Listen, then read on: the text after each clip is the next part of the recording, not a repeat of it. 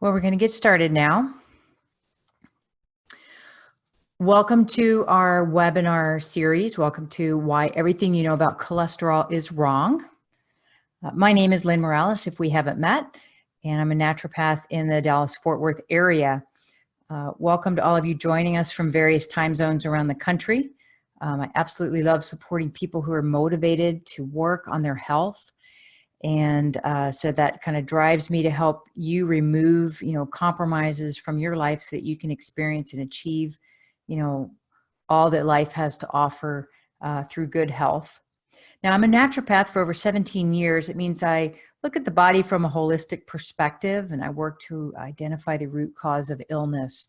I think you'll see a lot of that as we start to work through the notes for our webinar. So before we get too deep into this, just so you know, I'm not here to offer any medical advice. I'm not here to diagnose, treat, or cure anything.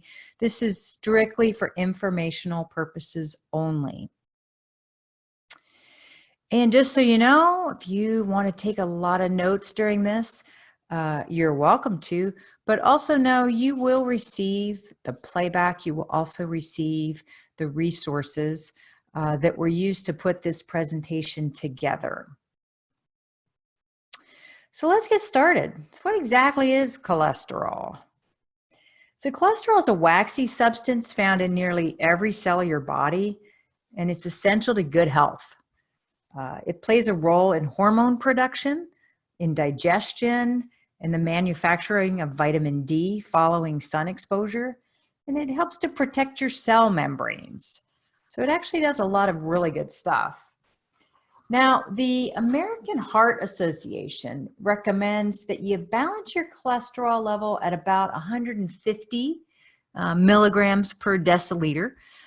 So according to old, unfounded science, your total cholesterol was the sum of all the cholesterol in your body, but it's not a gauge of your heart disease risk. And when your levels are measured, the elevated levels of triglyceride are also taken into account. So you think it's bad, right? So cholesterol has long been vilified as a primary cause of cardiovascular disease, yet numerous studies refute this hypothesis, demonstrating that cholesterol has virtually nothing to do with heart disease, at least not in the way conventional medicine presents it. So as noted by one of the studies that we'll share with you, the notion that there's a good and a bad cholesterol is also wrong. They have LDLs, right, your low density lipoproteins, and then HDLs, your high density lipoproteins. They're not actually cholesterol. They're carriers and transporters of cholesterol, triglycerides or fats, phospholipids and proteins. So I bet you somebody here has heard of that idea of good and the bad cholesterol, right? So for the past 6 decades, now that's a while, the U.S. dietary advice has warned against eating cholesterol-rich foods, claiming that dietary cholesterol promotes arterial plaque formation that leads to heart disease. We now have overwhelming evidence to the contrary. Yet dogmatic thinking can be persistent, to say the least.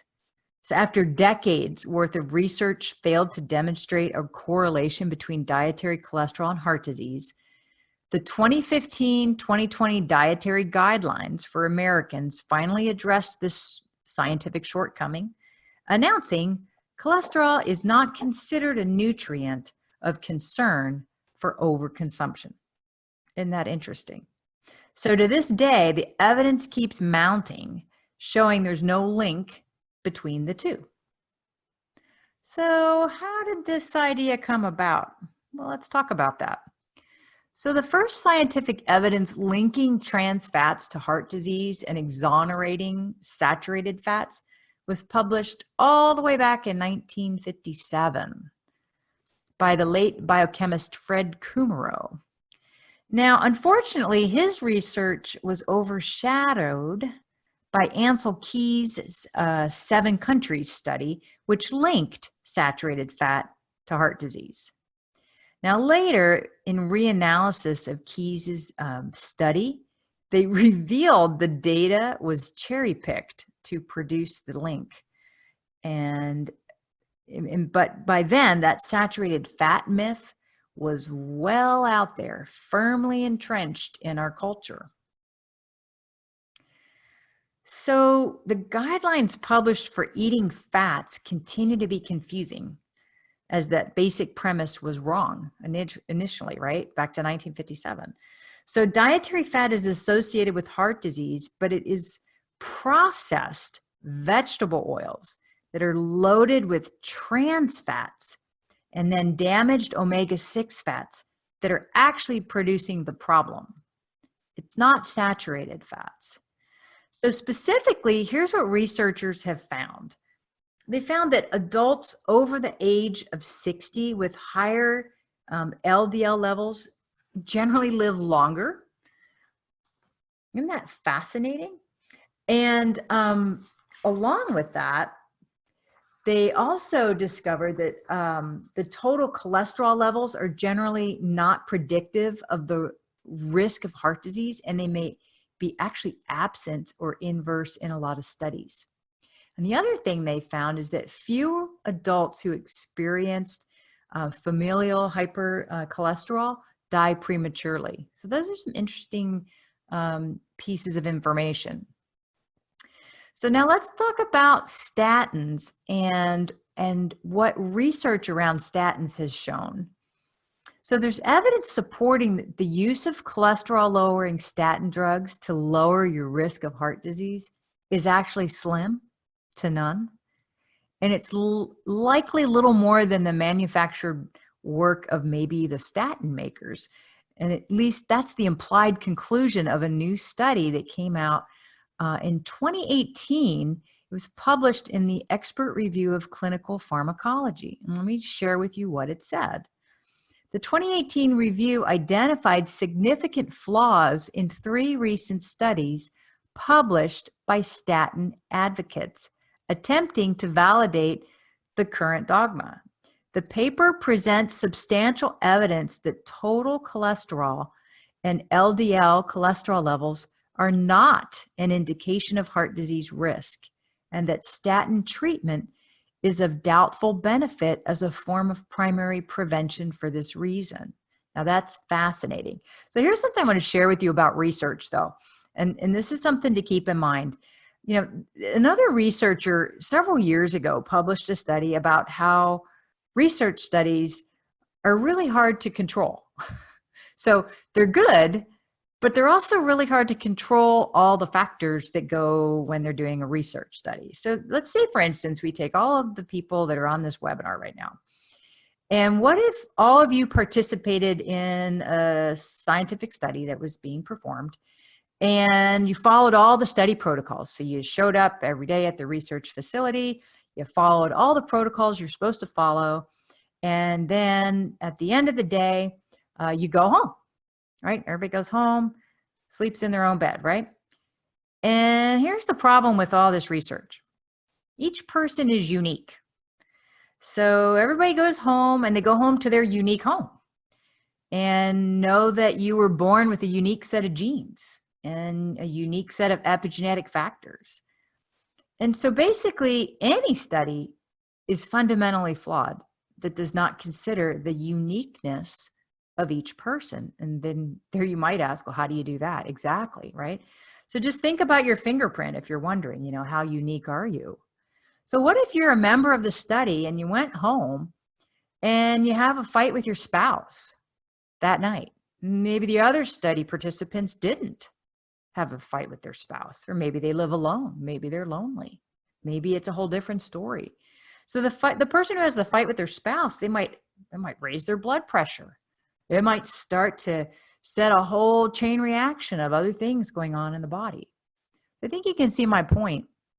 I know research, people look for it, but it's really important to understand this other factor as well. Now let's talk a little bit more about these statins, by the way. So drugs.com contributors state that the 35 million people that are on statins often experience a myriad of side effects liver damage, for instance. It's said to be rare, but implying that ongoing liver tests while taking statins might be necessary. But some doctors, they'll say you need a baseline liver function test before you even start a statin. Let me tell you about some of the common side effects of a statin. Things like headaches and muscle pain, lower back pain or side pain. It's probably on the side of the liver. Maybe nasal congestion or stuffiness or even a runny nose, difficulty sleeping, constipation, hoarseness. I mean, these are just a few of the symptoms or the side effects, I should say. But just in case you needed another source to implicate statins' role in psychiatric problems, an April 2018 study found that lowering cholesterol levels in men could bring about changes in nerve cell membranes and behavior. Now, isn't that interesting? So let's talk a little bit about the statins risk for people with diabetes, because that's a really important thing to consider. So statin drugs are designed to reduce cholesterol levels, and cholesterol does not cause heart disease. Remember, we talked about this. So all risks associated with the medication come without any benefit to your health at this point. So the trend for prescribing statin drugs is pretty concerning. And it's particularly relevant to diabetics whose underlying disease increases the risk of heart disease. So let me tell you some additional side effects that might be prevalent for those living with diabetes.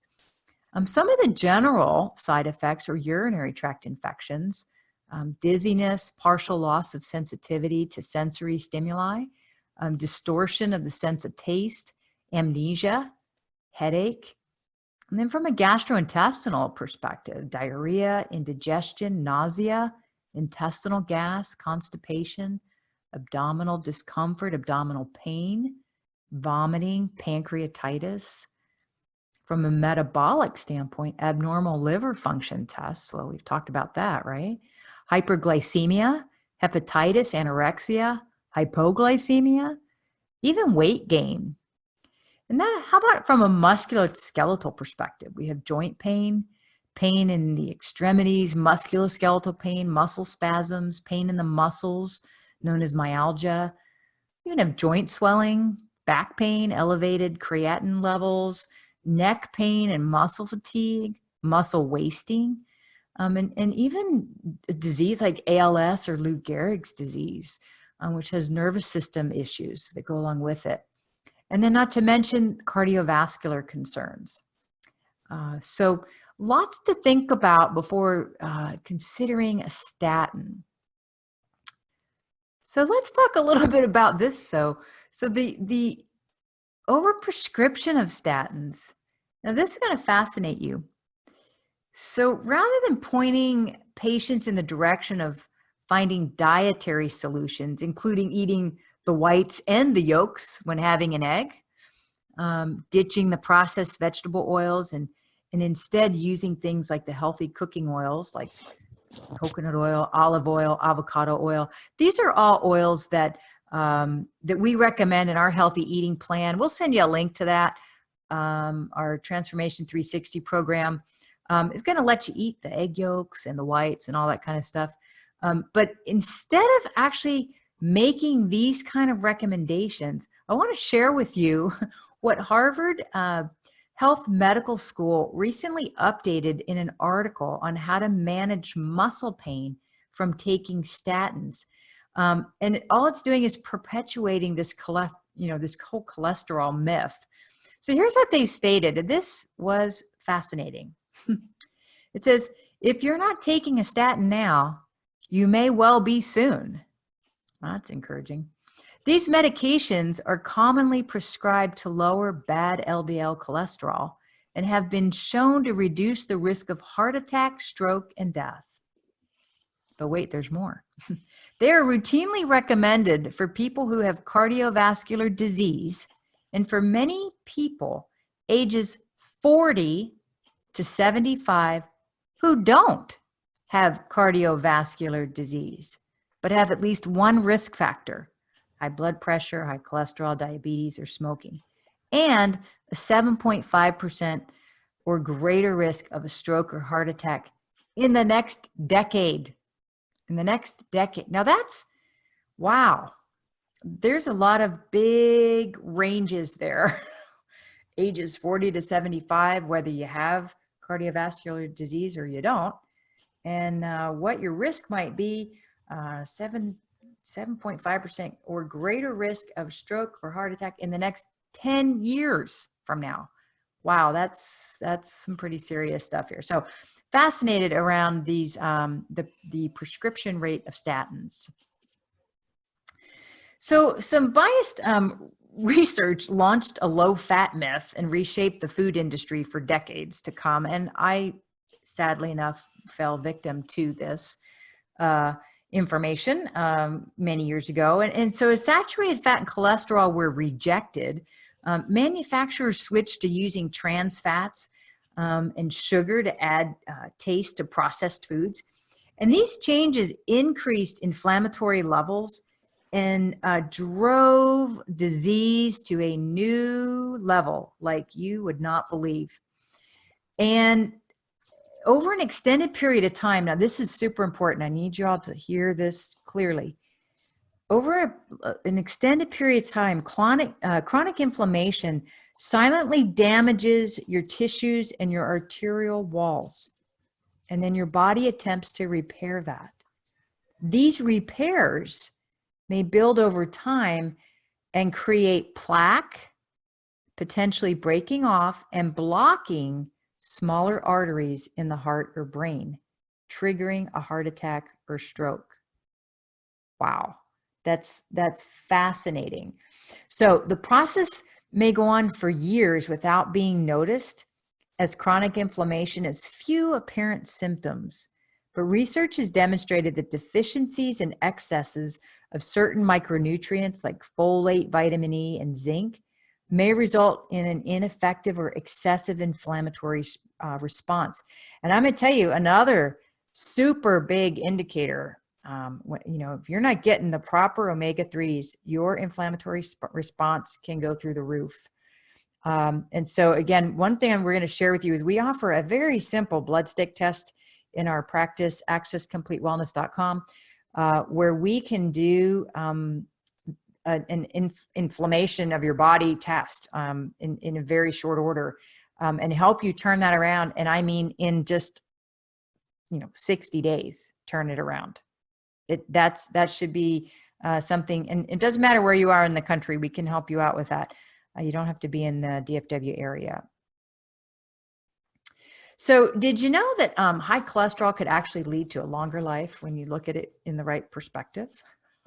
So there was actually a Japanese study that was published in the Annals of Nutrition and Metabolism. And older people with high LDL cholesterol generally live just as long and maybe even outlive the people with the low LDLs.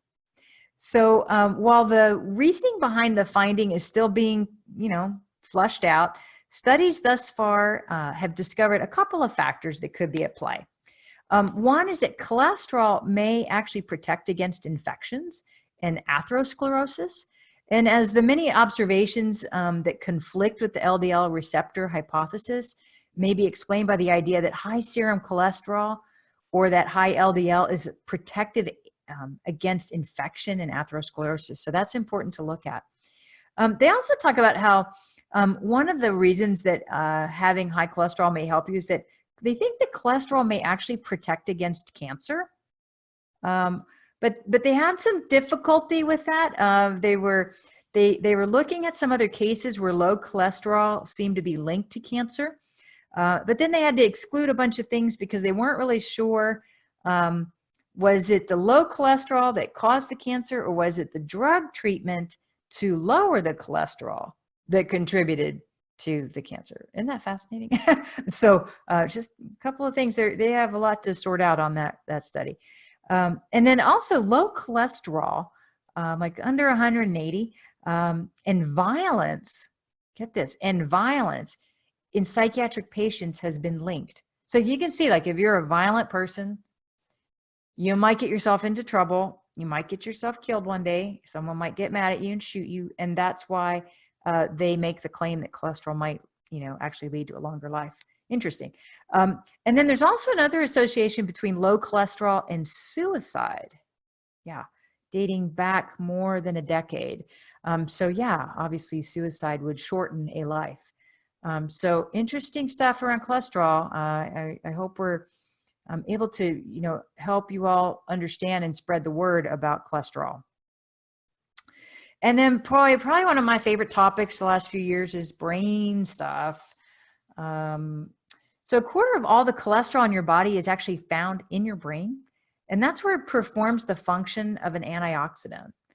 So a number of studies have demonstrated that, that contrary to popular belief, higher cholesterol levels are associated with better brain health. Isn't that interesting? So cholesterol also plays an important role in the formation of memories, and it's vital for healthy neurological function. So for example, low cholesterol levels have been shown to increase your risk of depression and suicide, in some cases actually rather dramatically. So additionally, a number of studies have demonstrated the importance of higher cholesterol for the prevention of that devastating neurodegenerative disease known as Alzheimer's. So I would encourage you, again, accesscompletewellness.com is our website. I would encourage you to check out our brain health page, Access Brain Health under our services, for more information on how we can see what your brain cell trajectory for aging is and how we may be able to assist you in that. So I want to move on to iron metabolism and disease, and to show you how all this relates. So there was a meta-analysis published in 2013, and it found that 27 of 55 published studies demonstrated a positive relationship between iron and cardiovascular disease, with higher iron levels being linked to a higher risk of disease. So iron creates an environment for oxidative stress, and excess iron may actually increase your inflammation and increase your risk of heart disease. So an ideal iron level for adult men and non-menstruating women is between 40 and 60 nanograms per milliliter. So you don't want to go below 20, that's bad. And you don't want to go above 80, because we're going to talk about that next, right? Too much iron is not good either. So iron overload. So unfortunately, the first thing that most people think about when they hear iron is anemia, right? An iron deficiency. But not realizing that iron overload is actually more common and actually more dangerous. So your body requires sufficient iron to stay healthy, and elevated levels have been linked to cancer, heart disease, neurodegenerative diseases, gouty arthritis, hepatitis C, liver disease, and a whole bunch of other problems like that. So how do you address that? Well, if your iron levels are elevated, the simplest and most efficient way to lower your iron levels is to donate blood. That's a neat thing. That's a win-win, right? But if you can't donate, then, there's therapeutic phlebotomy, where they can effectively eliminate the excess iron by taking out some blood. And here are some factors that could be contributing to excess iron levels. So let's talk through those. Maybe cooking in iron pots or pans might be a way. And then, of course, cooking acidic foods in these types of pots and pans will actually cause even higher levels of iron absorption. Isn't that fascinating? And then another thing, regularly eating processed foods such as cereals or that white bread, you know how it says, fortified with iron. Yeah. Well, those are some reasons you might have higher than iron levels than you should. And what's worse in those fortified breads and things like that, the iron used in these products is inorganic iron, which has more in common with rust. Yeah, rust, than the bioavailable iron found in meat. Yeah, so careful on those cereals out there. And then drinking well water high in iron might be another reason that you have, too high an iron level. And the key here is to make sure you have some type of iron precipitator or a reverse osmosis water filter Something like that will help you out. And then be careful about taking multiple vitamins and mineral supplements because they often will have iron in them. So if your iron levels are too high, you don't just want that multi. Remember, I mean, we're all unique. Please hear that. You're unique. And no, the one a day that works for millions and millions of people might probably not be working for all those millions of people. So anyway, so let's talk about how you can monitor your iron levels. So they have this test, it's called GGT. All right, if you have to know what that means, gamma glutamyl transpeptidase, there you go. But that test, it can also be used as a screening marker for excess free iron. It's a great indicator of your sudden cardiac death risk as well. So in recent years, scientists have discovered that GGT is highly interactive with iron. And when both your serum ferritin and GGT are high, you're at significantly increased risk of chronic health problems and early death. Yeah, because then you have a combination of free iron, which is highly toxic. And so the iron storage to keep, the irons get stored to keep the toxicity going. So getting a GGT test in addition to a serum ferritin test, it's advisable to rule out any kind of iron toxicity. And they recommend that, you know, people at risk for this to get that annually. So let's move on to managing your risk of heart disease through lifestyle. So a lot of other lifestyle factors need to be considered in minimizing your risk of heart disease. So let's go through a few of them. So one is reducing your net carbs, eliminating processed fructose, and replacing those lost carbs with higher amounts of healthy fats and not protein. So again, we have a nutrition plan we can share with you, our Transformations 360 program. We'll do this nicely in 5 weeks and help you kind of reset things. So we can share that link with you so you can learn more about it. Also, normalizing your omega-3s to omega-6 ratios. I'm just going to let you know now, 96% of our country's population is low in omega-3s. You're low. You're not eating enough fatty fish like Alaskan salmon, sardines, anchovies, fish oil, krill oil, and we're eating too much omega-6. That's going to be your French fries. I love French fries. Don't hear me that I don't love French fries. I do. You got to have the ratio right, though, of omega-3s to omega-6s. So just so you know, we have a cool program in our practice. Again, accesscompletewellness.com. We do a program called Brain Span. If you look under our Access Brain Health section, and we'll give you the link with this webinar notes. That is a phenomenal, very easy finger prick blood stick test that helps you know your omega-3 to omega-6 ratio. Now, how neat is that? It's so cool. It lets you know exactly where you are, and we give you advice on exactly where you need to be so you can turn that around in, 60 days. So if that's what you need to do to lower your risk of heart disease, it's worth it. Also, another thing to do is optimizing your vitamin D level by getting regular, sensible sun exposure. Other nutrients that include magnesium and vitamins K2 and C. And on this sunshine thing, I actually schedule sunshine. I know that sounds strange, but I try to go outside and get 10 minutes a day. It is very hard in the winter. I get it. I totally get it. It's not easy. But, and then also looking up in my Sleep 101 class, our webinar, you want to check that out. You can, you look up at the sun. Of course, your eyelids are shut, but looking up at the sun and allowing the light rays to come through the eyelids and to help increase your melatonin. There's just so much good stuff you get from the sun. You don't really need supplements. And quite frankly, a lot of people take vitamin D supplement and they don't realize that it needs a couple other key nutrients to go with it to be properly absorbed. So if your digestion's off, none of that's working for you anyway. So, but that's a conversation for a different day. So let's also talk about increasing your magnesium. So magnesium plays a super vital biological role in that function of the mitochondrial health, which is the little powerhouse of the cell. You probably learned that in 7th grade life science. But it's a culprit in the development of inflammation when your levels are low. Yeah, so we've been talking about inflammation a lot, haven't we?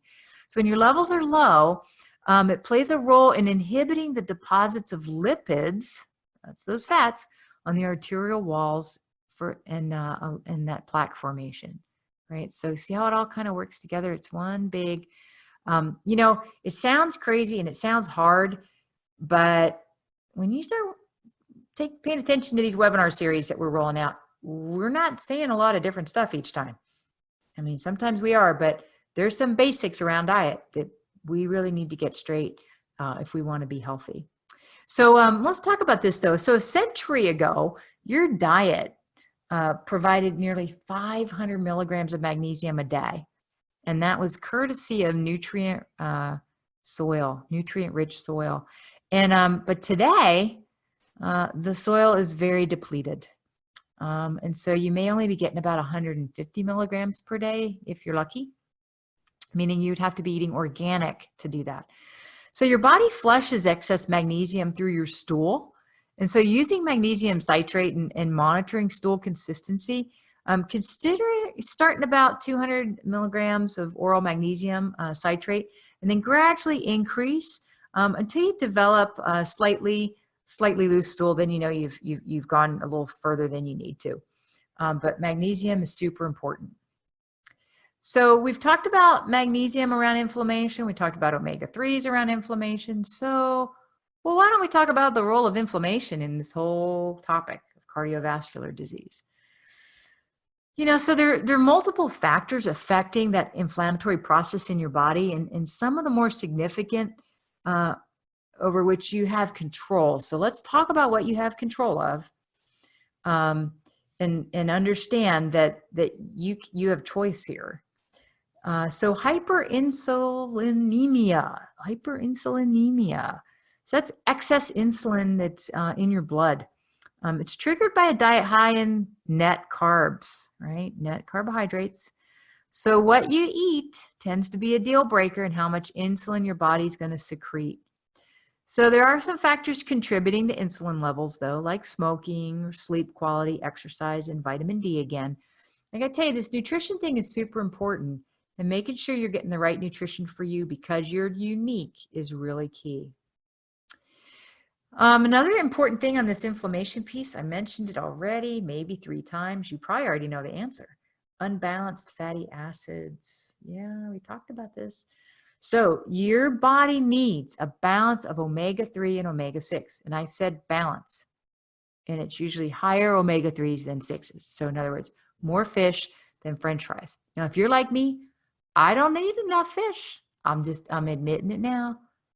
I make sure I have proper levels of EPA, DHA to help with the inflammation in my body, to help my brain. I do that with the blood stick test. That's how I monitor it. That's how I make sure I'm getting enough. So I'm eating more fish and eating less French fries. Okay. It doesn't mean I don't eat French fries. Are you hearing me? Eat more fish than you eat French fries, and you can still have French fries. Okay. I'm trying to make life a little fun, not a drag to be eating healthy. So that's really important. You want to, strive for those omega-3s to be up. We can let you know exactly how much omega-3 you need because that's important for you to know. You're going to see a huge change in how your brain operates too. Oh my golly. When I don't have my proper EPA, DHA levels, I can tell. So super important. All right, let's do our final note. Our final note on vegetable oil. So this is a fascinating thing. Pay attention to this study that seemed to have gotten lost as well. So the Minnesota Coronary Experiment, that sounds interesting.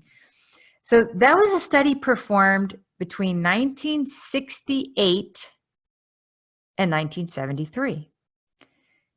And that examined the relationship between diet and heart health. Do you know that the results, now remember what I said, it was between 1968 and 1973. Do you know that the results were left unpublished until 2016? That's a long time. and then they appeared in a medical journal. We'll give you links to all this. But an analysis of the collected data revealed that lowering your cholesterol levels through dietary intervention did not reduce your risk of death from coronary heart disease. Isn't that fascinating? So the researchers found that for every 30-point drop in total cholesterol, there was a 22% increase in the risk of death from cardiac disease. And upon autopsy, the group eating vegetable oil and the group eating saturated fat had the same amount of atherosclerotic plaques in their arteries, but the group eating saturated fat experienced nearly half the number of heart attacks as the group eating vegetable oil. Wonder if the Minnesota coronary experiment knew a vegetable oil company. Don't know, but it's an interesting question. All right, so we're getting close here to wrapping this up. Let me share with you before we get too far into this. Next month's webinar, Mood Booster. Yes, happiness in just a few minutes.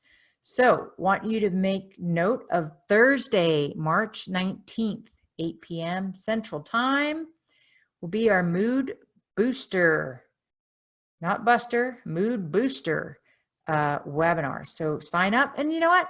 Don't keep this to yourself. This is free information to a lot of people. You should be sharing it, please, because you might know someone who needs a mood boost out there. Also, other webinars are coming, will be posted on our upcoming events page, accesscompletewellness.com/upcoming-events. So all of those are out there. No, wait, there's more. There's some other exciting stuff coming up. Yes. Special guests, you are invited to experience the healthcare of the future. We are excited to announce April 19th, 2020. Please mark your calendars. We are going to be welcoming and participating in the Changing Life and Destiny Conference. It's going to be held in the Plano, Texas area.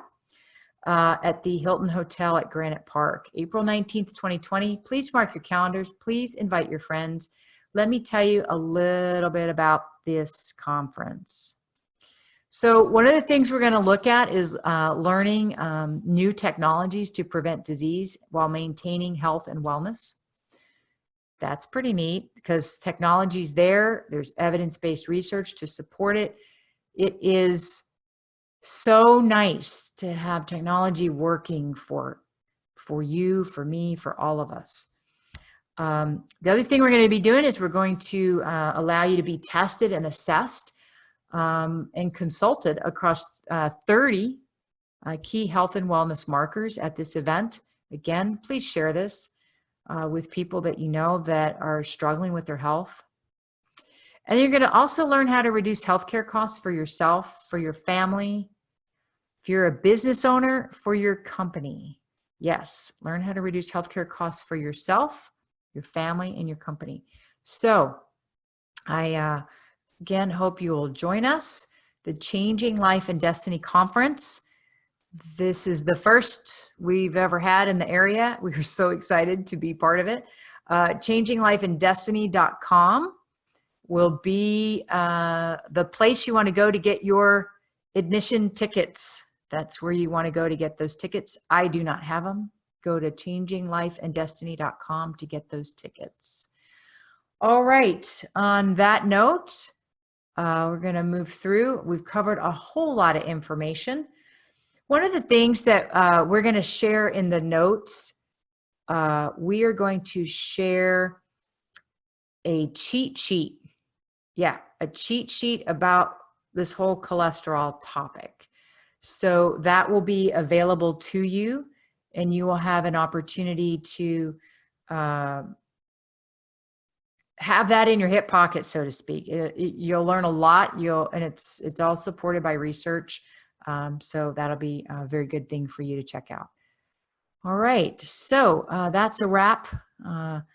no more on cholesterol. Time for you all to sign off. We want to thank you again. This is how you can reach us. If you need anything from us, if you need questions answered, you can reach out to us through these methods, info@accesscompletewellness.com. You can call us at the number listed here. Go to our website, accesscompletewellness.com. Again, you will be getting the playback as a registrant of this free webinar. And the notes and resources will also be provided to you. And we'll send those along. You do need to give us a few days or so to get that together, but they will be sent off to you. Thank you so much and have a wonderful day.